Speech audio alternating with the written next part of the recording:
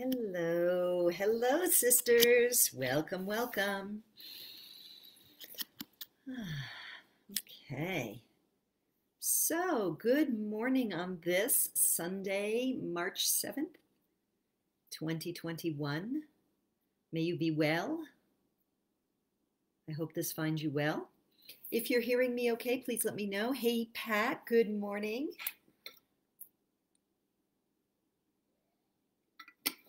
And so I'm broadcasting to you again from my new little place. Sorry about, I'm trying to get the light right there. Okay, so we have, oh good, there's people coming on. Hey there, Evelina, good afternoon to you, dear. Okay, so welcome, sisters. Wow, we're already in March. I'm broadcasting to you from my new little place, and I'm actually getting ready to go back to Sedona because I have a lot of interviews this week for Return of the Priestess too. So I'm excited about that. So I want to be where my pink lights are and my big desk and my good mic and all of that stuff. We're still in this sort of transition. Okay, so you're hearing me well. Good morning, Amanda. Hey there, Rosemary, Ayala. Hello, hello. Good to see you all. Okay, so I've got some interesting stuff to share with you today and a big announcement I'm excited about. So let's begin with our grounding and centering to get connected with ourselves, with our inner self, with each other. As always, if it's safe to do so, you can close your eyes. If not, if you're driving and listening to this or something, just even as you're paying attention, bring your awareness to the breath. So taking a nice deep breath in, drawing in your energy into the center of your being, expanding so that you allow your awareness to go even beyond the space of the body where the breath is, opening to receive and expand with the breath. And then exhaling to allow that exhale to take with it everything you're ready to release in this now moment, known and unknown. And again, taking a nice deep breath in, letting yourself receive that breath of life, drawing the attention inward, receiving, allowing, taking in that beautiful breath, and exhaling, letting the shoulders relax, letting whatever you need to release from every pore in your body. And next breath in, now draw the breath in and bringing it all the way down to the lower two chakras. So you feel your pelvic bowl fill with air, fill with light, bringing the energy down to ground yourself. And as you exhale, imagine a little door opening up at the base of the spine and releasing out the base everything you're ready to let go of. Letting yourself feel grounded, centered, present, free from every other distraction or responsibility, coming home to yourself. Beautiful. And welcome, welcome. When you're ready, you can take a breath and open your eyes. Hey there, Judith. Welcome. Hi, Amy. Hey, Sharon. Hi, Janelle. Welcome. Okay, super exciting stuff today and a little bit heavy too. So our topic today is 3D preps for 5D peeps. And I wrote that because I just thought it was cute alliteration. So we are going to be talking about some practical stuff. Before I dive in, I wanted to make an announcement. I have been waiting for the call. One of the things that I've come to understand as I shift into what we could call a 5D business is that creating things from the mind doesn't work anymore. I need to wait until I receive the inner guidance. And I've been wanting to do a retreat for a while. I thought I would do one in March. You know, with everything that happened in 2020, I didn't feel really comfortable inviting people to travel or whatever. And then I thought I would do one in March, but with this whole move to the new place and everything that was uncertain, it just like nothing was happening with it. And now I'm preparing for Return of the Priestess, which I'm so excited about. The women who are coming on board are extraordinary. The diversity is incredible. But anyway, so 4 days ago, was it 4 days ago? 3 or 4 days ago, it dropped in. Time to do the retreat. And so here's my big announcement. I'm having a retreat for 10 women in Sedona, Arizona from May 20th to 26th. May 20th to 26th. There's only room for 10 women. It looks like I have 3 and possibly 4 spots already filled with my priestess mentees, and that could go up. So this is really by invitation, and I would like to have a conversation with any of you who feel called to this. So if you feel like you are interested in this, what I want to ask you to do is send me a private message here on Facebook, or you can write me at dawndelvecchio@gmail.com. And let me know you're interested. I will send you a link to the page, and I'll link for a 30-minute call with me so we can kind of talk about it. If you are watching this and you've already worked with me, because I know we have sisters here who have been my mentees, have been at my retreats before, you don't need to have a 30-minute call with me. You just go ahead and put your deposit down. But I have to send you the link. So anyway, so reach out to me if you're interested. I'm very excited. What is coming through as I've walked through the forest? We're going to be working with the elements. We're going to be working with 5 goddesses, and we are going to be going very deep, very fast. There's going to be dancing. There's going to be sharing. There's going to be a lot of ceremony and deep inner work. So I am thrilled. The place is gorgeous.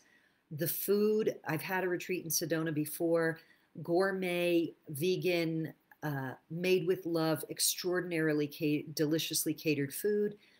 So if you're interested, again, private message me. You could do it right now. Just say, Dawn, send me the link. I want to talk with you about this. And I would love to have a conversation with you. This has really just gone out to my mentees, a few other hand-selected women that I know, and to those of you who come here on this call regularly. Okay, so, and the retreat, let me see if I can give you the name, Priestess Retreat Sedona. So, Sacred Awakening Priestess Leadership Retreat. And our focus is going to be the restoration of the heart. So that is the theme. And again, any of you who've been with me for weeks and weeks, months and months, more than a year now, maybe, or not quite a year, I would really, really love to welcome you to Sedona, my home of the past 7.5 years, and to an absolutely gorgeous place to gather with a very small group for very intensive, beautiful, sacred feminine work. So that's my big announcement. Now, let's take a breath. Let me say hello to some of the other sisters who've come in. Janelle, hi. Tammy, good morning. Paula, hello. Thrilled to have you here, Paula. Marcia, welcome. Yeah, so Marcia says she can't stay long, but we'll watch later. Great. And I know we will have other sisters watch later. Okay, so here we go. The topic of today, 3D preps for 5D peeps. What do we need to think about? I'm reading my notes here, so if you see my eyes distracted, that's because I wanted to make sure I wrote it down well. What do we need to think about, and how do we need to plan for the changes in our world? The dismantling of the unloving systems which have limited our ascension has begun. This dismantling has begun. Let us prepare with love, hope, and common sense. So that's the talk today. Hey, Julie, welcome. Okay, so things are going to change in the 3D world. And those of us who are oriented toward a 5D ascension journey, that doesn't mean that we are in 5D yet. I would say some of us are toggling between the two. Some of us are aiming there. Some of us are spending more or less time in that state of present moment awareness and real states of happiness. And we're still dealing with a third dimensional world that has been extraordinarily unloving, almost like a prison. For some people, much more than others, obviously. And we, as divine eternal beings, made a choice for whatever reason to come and live through this at least the beginnings of this change. So I feel it's important for us to plan, of course, or to be aware of that and to do our inner spiritual work, that there's a level of significance at this time that like we can accelerate our growth even more during these times than at any other time. And also our grounding and centering ourselves in our spiritual practice will probably help us so much more during this time, perhaps, than times of just sort of ordinariness in the history of humanity, if there ever were any of those. So, as I said, the dismantling of the unloving systems which have limited our ascension has begun. And we have to prepare with love, with hope, and with common sense. So what does that mean? So I'm going to tune in now for a moment, and then I'm going to feel into what needs to come forward here. I've got my little list, my little outline in front of me here, but I also want to just, really connect in so it comes from the heart and from spirit and not just from my head.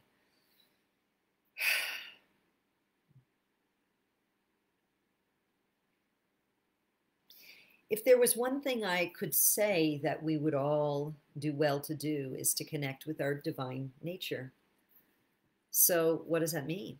Prayer and meditation. Having a spiritual practice that grounds us on a daily basis, that grounds it, or when I say ground, I mean there's the grounding of the earth, but then there's the grounding into or the centering with the spirit, the eternal being. Your spiritual practice, and the strength of it, the consistency of it, and the nourishment of it is going to be, I feel, the most key factor to navigate anything in life, full stop, whatever period of time that you happen to be in. Because the more we identify with our oversoul, our higher self, our spiritual team, or whatever you want to call it, our master teachers in the non-physical, the goddess, our priestess, spiritual self, the more we identify with that, the more we are in the world but not of it, even though we have to walk in this 3D world. So it can't be underscored enough that having a regular, consistent daily practice, which includes meditation of some kind, is really, really, really going to be key for all of us to make this ascension journey with a level of peace and equanimity, even when things start to get really haywire, which they already have been. Also, understanding the bigger picture is the next piece. We have to understand that as we see systems start to break down, not work the way they used to, or revelations of how unloving the systems are, or finding out about the lies, the control system, whatever it is, understanding that the old structures and systems were based on hierarchy, control, and an attempt to limit, imprison the minds, if not the bodies, of humanity. And they must come down in order for us to birth new systems, to bring forth new systems. And people are already visioning and implementing those systems, some of them behind the scenes. So if we come at this dismantling with fear, hand-wringing, resistance, anxiety, resentments, attack, judgment, we're missing the opportunity and we're missing the point. So understanding the bigger picture, that on a spiritual level, you're a divine, eternal, beautiful being. You're walking on the earth plane, having an earthly experience in a time when we are ascending from 3D to 5D, at a time where there's going to be even more disruption and chaos to business as usual, whether it's business or banking or medical or education or any of those things, social media, all of that. So when we understand the bigger picture and we say, right, wow, what I'm seeing right now playing out on the 3D screen, fill in the blank, whatever it could be, that's really scaring me right now. Let me double down on my spiritual practice. Let me meditate. Let me pray. Let me connect with my divine eternal being, because I know that what's going to bring out that something better wants to emerge. And so rather than focusing on what's collapsing, or what I feel resistance to or fear around collapsing, let me connect with guidance, and then from that place, ask for a vision. Ask for a vision. How can I contribute to birthing, to bringing forth a more loving, more equitable, more balanced, more harmonious, more healed and whole world for all? Give me a vision. Spirit, Divine Mother, give me a vision that I may hold that vision in times when I would be tempted to look at the vision of what is frightful. So prayer and meditation, doing our inner spiritual work so that we're not triggered by so much of the changes, and we're not carrying around resentments, fears, hatred, limitation. And then understanding the bigger picture. Wow, all this stuff has to come down so we could have something new. And then praying for a vision, asking for our guides to be close to us, asking for that help in that vision.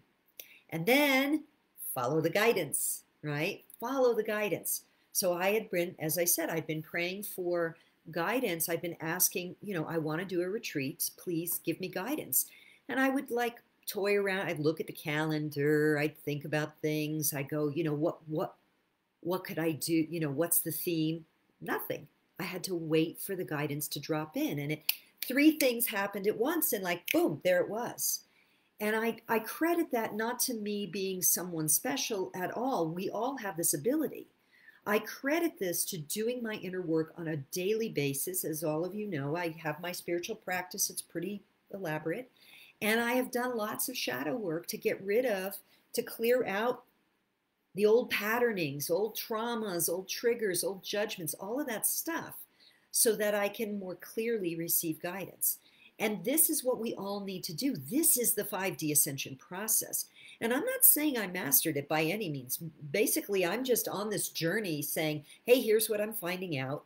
Let me share it with you. So these are the kind of inner work things we need to do. This is the 3D prep to move. Well, this isn't the 3D prep. This is the inner spiritual preparation for those of us who are consciously on an ascension journey. We identify as star seeds, light workers, priestesses. We feel there's a mission. I came here for something. I'm here to serve in some way. So we have to do our spiritual work. We have to understand the bigger picture. We have to ask for a vision so that we don't get caught up in the frightful visions that are being played out for us all over the place on media, social media. And then follow the guidance when it comes in. I just want to say one more thing before we go into the common sense, the real 3D prep stuff. It's about our creativity. It's about the restoration of the heart and the creativity. And I think I spoke about this last week, and I'm going to continue to speak about it until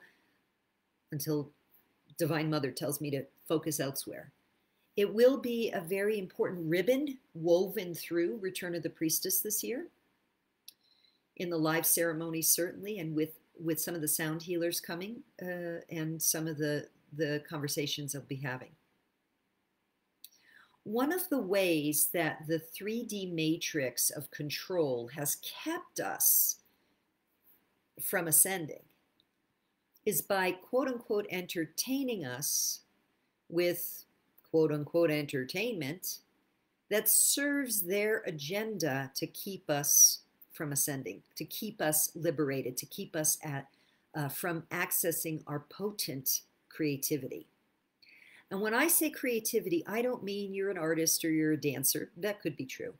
I mean creator beingness, that we create everything by visioning it first.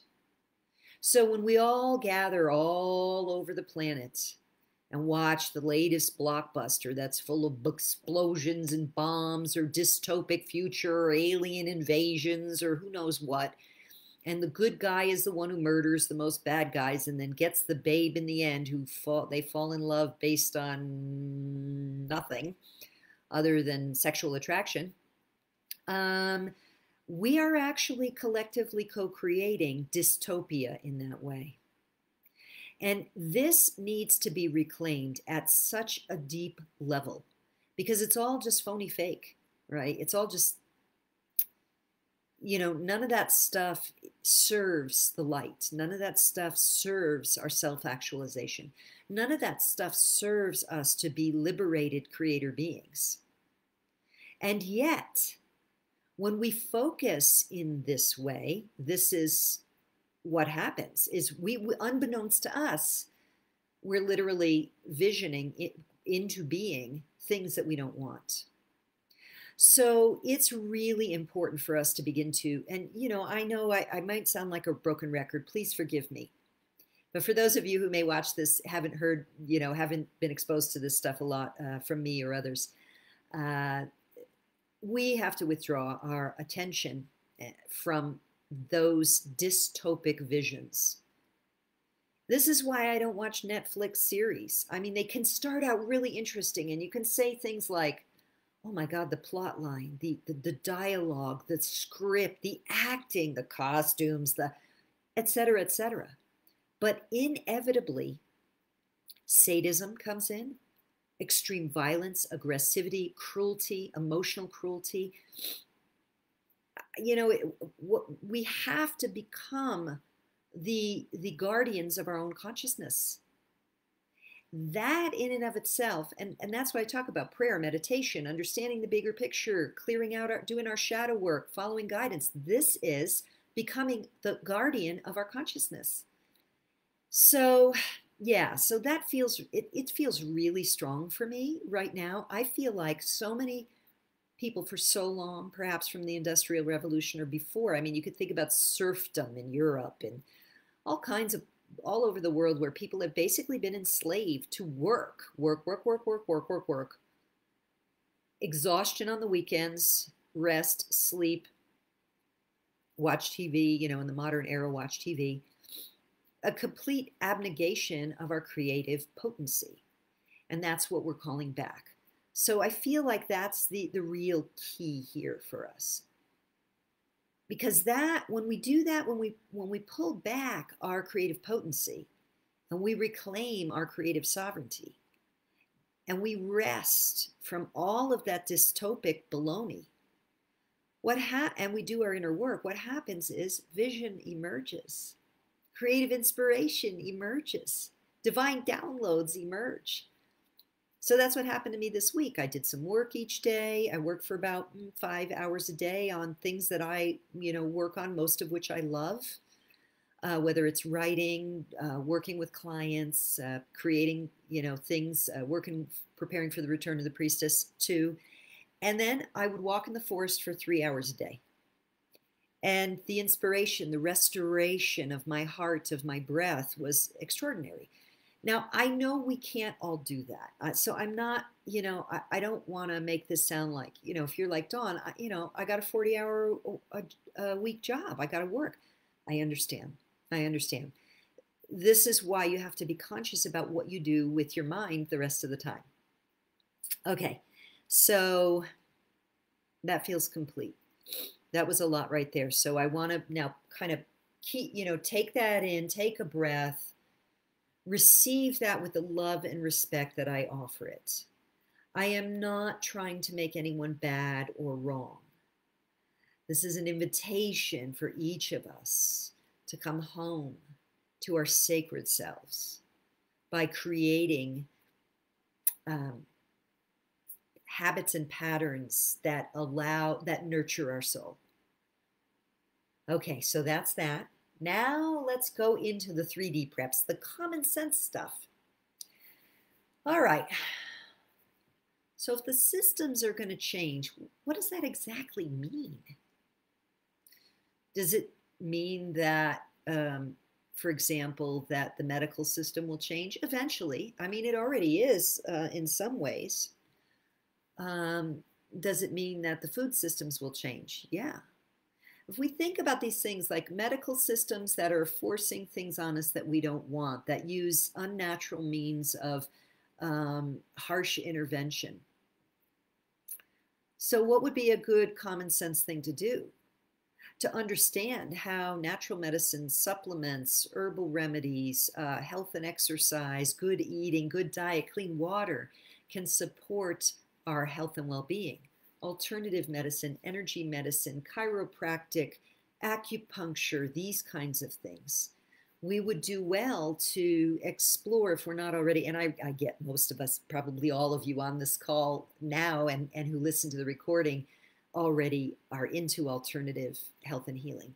But I think that's an important thing, and to know who in your community can help you with that. Who's the herbalist in your community who does wildcrafting, who can help, get you what you need? What are the simple things that you can learn? Are there some books you can get so that do you know how to recognize the quote unquote weeds that are actually healing medicinal plants in your neighborhood? This would be a very practical 3D thing to begin to learn if you're interested. If that doesn't, if that doesn't jazz you, find someone who does know that stuff, so that you could check in with them when you have health issues.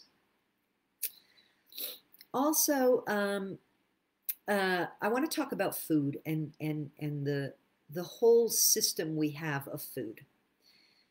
The whole, I mean, this is such a rabbit hole. So I'm just going to touch on it. I don't want to go into a whole thing, but basically there's the issue of GMOs, right? There's the issue of the fact that food now is manipulated genetically, and who knows what the long-term effects of that are. But for my part, I eat almost entirely organic, except when I sometimes go out to restaurants. Particularly with children, it's very important to get them to not eat that stuff. So that's one thing. Then there's also the cruelty of the way industrialized animal treatment is. Like, I just won't eat. I won't eat that stuff. I won't eat, meat and chicken and stuff. Every once in a while, I'll have a little bit of meat that's humanely harvested, organic, all that stuff.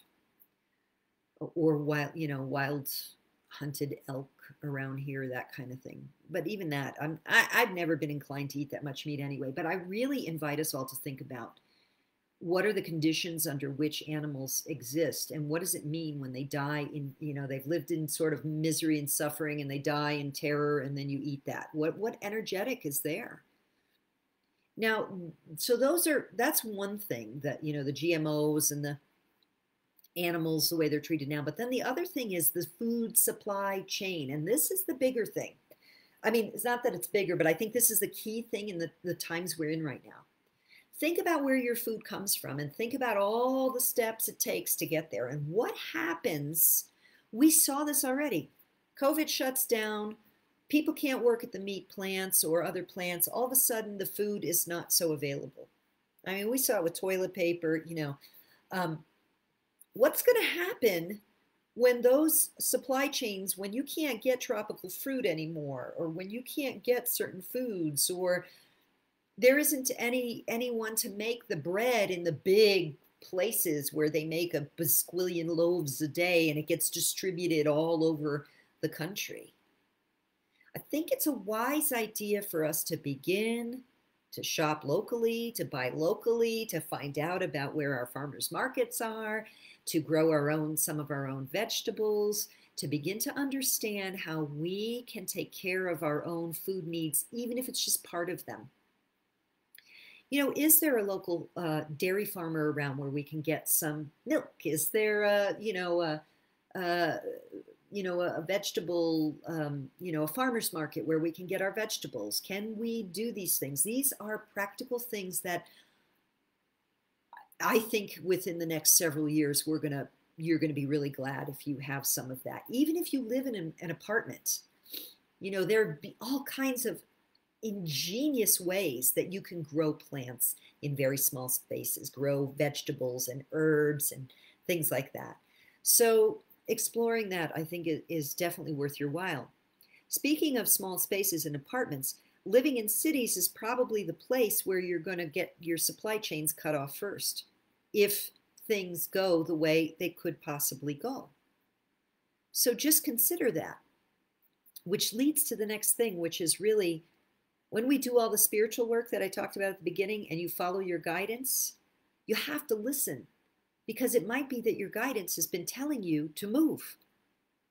There are going to be some people who feel aligned still with the city, but there are going to be those people who feel aligned to make a shift to a more rural or natural environment.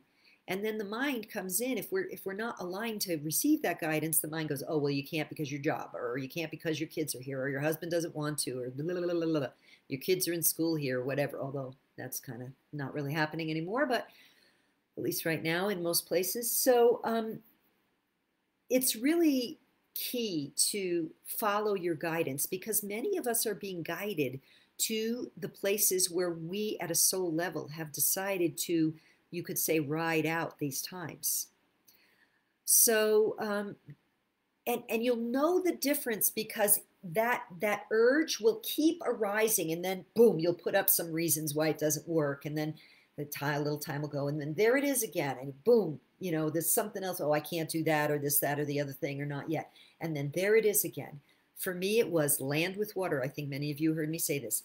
As soon as COVID hit, it was like land with water. You need land with water, Dawn, land with water. And I'd be like, oh, I want to move to Thailand, blah, blah, blah. And it just kept showing up and showing up and showing up. And then I started looking, and I couldn't find anything right away. But I was like, oh, there's nothing I can afford. Forget about it. It's just that old fantasy of mine. But it kept coming up, kept coming up. Okay, I'm going to look again. I'm going to look again. And by October, I found this place. It still took a while. I couldn't get a mortgage. It was really hard. It's not like I'm, you know, loaded with money where I can just drop down a, you know, a couple $100,000. So it was a big deal for me to get this. I had to work at it.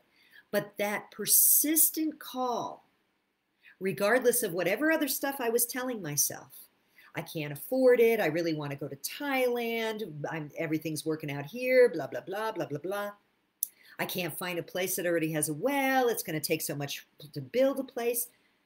As I followed guidance, magic and miracles came in to absolutely put the perfect place in my lap. It didn't mean I didn't have to work to get it, but it unfolded. Why? Because I followed that guidance. So I want to, again, underscore that. Okay, so we talked about food. We talked about following guidance, which may be guiding you to a different place, especially if you live in a city. I also want to talk about storing a little food and water. Very important. Hey, you know what? If nothing happens and it all goes well and everything stays wonderful and any transitions, the unloving systems come down and the new loving systems come in place and we never have any hiccups, you've got extra food and water. No big deal. I invite you to consider storing food and water. I think this is just common sense. Your body needs it. We can live a long time without food. We can't live very long without water at all. Buy some big 5-gallon containers and fill them up with good water and replace the water every once in a while and store them on something that's not cement, because the cement will leach into the containers. So get cardboard and put underneath them. This is just some common sense. Next one is cash on hand. I invite you to consider stashing some cash. What if the banks just aren't open one day? It's happened before. Stash some cash, get a little every week and just start having a little on hand. Get debt free. Speaking of cash, if you are deep buried in debt right now, it's important that you get debt free. Sitting around waiting for Jasara and Nasara, I think, is not a wise plan. That is still putting the power outside of yourself. We can hope that the more loving, equitable banking system comes in, and I do believe one day it will, but we don't know when and we don't know the process of how. So being in debt, saying, yeah, right, Jasara's going to come in, Nasara's going to come in, and my debt, I wouldn't count on it. Maybe, that'd be great. But in the meantime, getting debt-free is a liberation like I cannot tell you, because I dug myself into debt several times in my life and it sucked. It just sucked.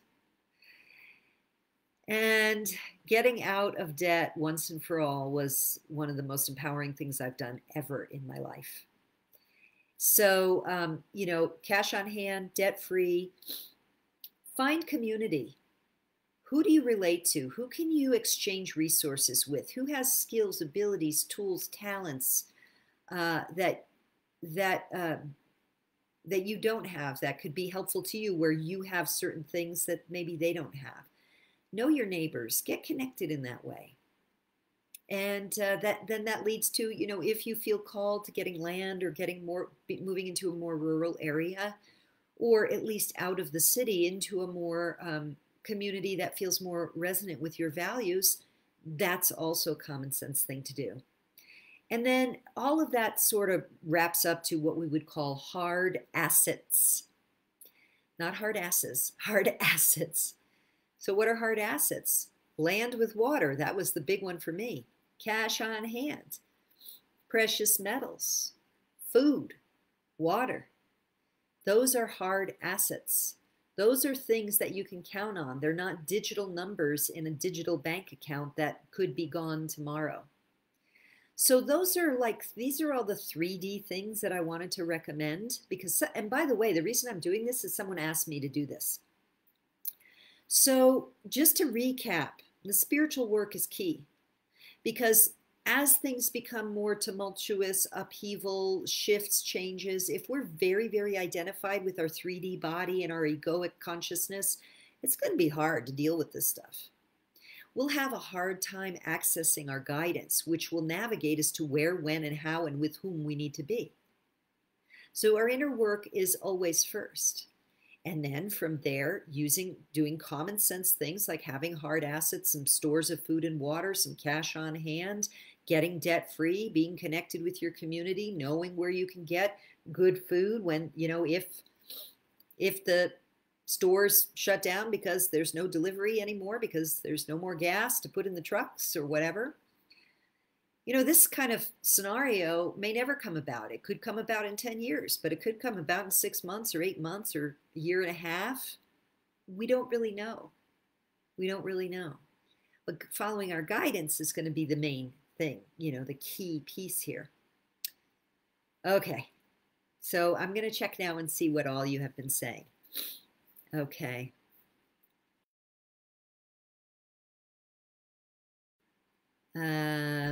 Julie says back and forth. So I'm not sure, Julie, if that means I've been coming in and out or what in terms of my, yeah, I'm not sure how you meant that. But then later you say, yes, grounding coming back to, that's why we are back and forth now.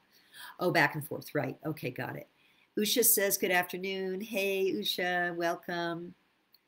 Paula quotes me, guardians of our own consciousness. Yes, that's ultimately what this is about. We're reclaiming our consciousness and our potent creativity as divine beings. So Amy says, I have had some triggers present themselves to me this past week. I found that the way I was able to process them has evolved so much. Yay! I know, it's so good, isn't it? She says, I approach them with a sense of curiosity and excitement. Brilliant, Amy, and blessings and congratulations to you. That means you're doing your work, right? Very different from past shadow work. Being in the Tao, even in dark moments, is so much easier than swimming upstream. Oh, aho, sister, blessed be. Indeed. Paula says, I've discovered network. Network chiropractic care is very helpful. Yes, they work at a very deep level. Pat says, growing up on a farm and understanding animals, I ended up vegan. The stores and advertising are a disconnect. Wow. Thank you for that, Pat. Yeah, so I hope that this is helpful for you. The spiritual elements of being prepared, really being in that 5D, connected with spirit, with soul, guidance, and the 3D practical stuff. Which also, by the way, we have to remember that we all have egos. And the ego's job is to keep us alive. And what happens is if the ego feels insecure, it goes, it's the monkey in the rubber room freaking out, right? So if nothing else, although there is so much more to it than that, simply by doing some important 3D preparedness helps us keep our nervous system more calm and keep that ego from just keeping us up at night, being in worry. When we see big changes or uncertainty, not getting as freaked out because we're like, right, I have some water, I have some food, I have some cash on hand, I know my neighbors, I know where the farmer's market is, or who I can connect with there. I'm growing a few vegetables. These kind of things help us on lots of levels. So I do hope that's helpful for you all. And again, I want to invite you and ask you if you have any interest in joining me for a retreat in Sedona. And again, I'm going to get the name of it, for Sacred Awakening Priestess Leadership Retreat, the Restoration of the Heart. That will be happening May 20th through 26th. And in Sedona, Arizona, there will be only 10 of us. You can expect deep connection, deep listening, movement, dance, ceremony, devotional practices, creativity, celebration. I'm going to be really bringing us into that place of deep sister connection, sacred space, and teaching my ceremonial skills too, so that you can really walk away feeling aligned with your higher self, connected with Divine Mother, and with some tools to do your own work, or perhaps lead your own circles after that. So reach out to me if you're interested. Private message me here on Facebook, or go ahead and email me, dawndelvecchio@gmail.com, and I will send you information. Okay, with that, I'm going to sign off for now. I've got to drive back to Sedona today. I wish you each much love and bright blessings. May you feel safe. May you feel whole. May you feel the touch of the goddess always in your heart. And I look forward to connecting soon. Thank you. Oh, let me do one other thing. It says, Amanda says, supremely helpful. Thank you, Dawn. I have had so many challenges this last weeks, and your guidance is amazing for staying centered. Oh, thank you, Amanda. And you are welcome. And thank you, all of you. Again, if you feel inclined to work with me in a sacred retreat setting, it would be just such a blessing to hug you and connect with you there. Either way, sending you much love and bright blessings for now, and we will see you again soon. Mwah.